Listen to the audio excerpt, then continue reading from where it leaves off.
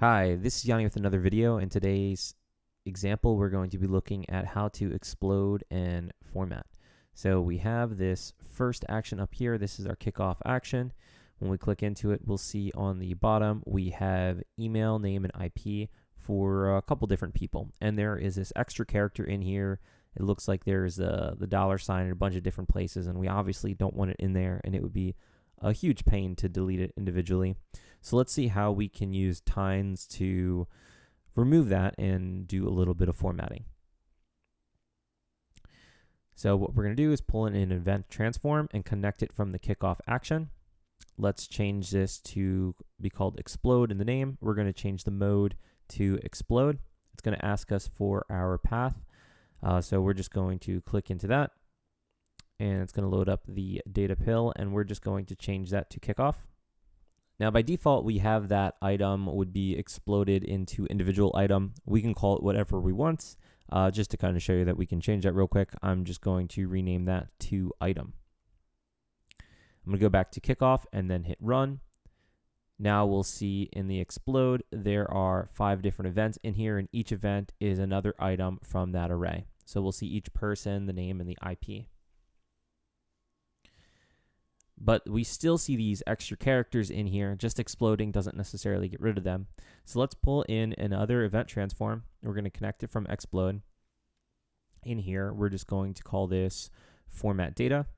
And what I want to do is, all right, so I'm going to click into a message, and I want to follow the same formatting that it was in the explode. So I'm going to call it email, name, and then I'm going to call the last key value as a IP, because I want to follow the same format. So here I'm going to hit the plus and then value, and I'm going to do explode.item.email. And that will give me the email referenced in the explode. But what I'm going to do is at the beginning of this, I'm going to write the word replace, and I'm going to use a formula.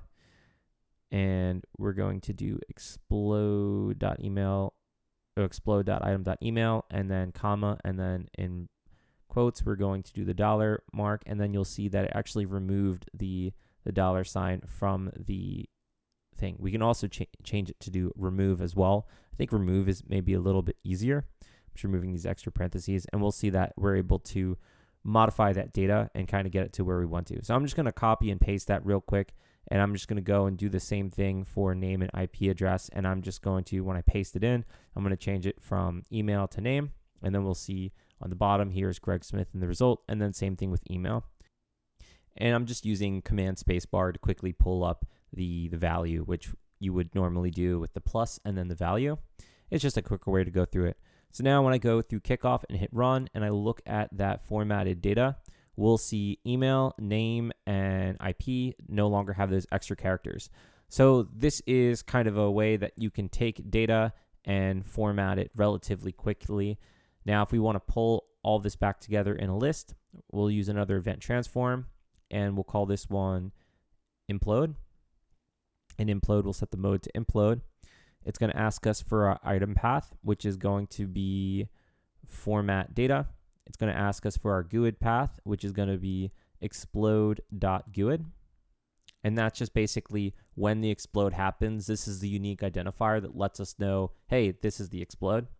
And then for the size path, I'm going to do explode.size, and that's going to tell us how many items there were. So now if I go to kickoff and I run it on the implode, I'll notice on the bottom there is just one item here rather than having 5 different events, and it pulls everything back together. So we can see how we can quickly use a couple different event transforms to get some really cool results. Thanks for joining me, and I hope to see you next time.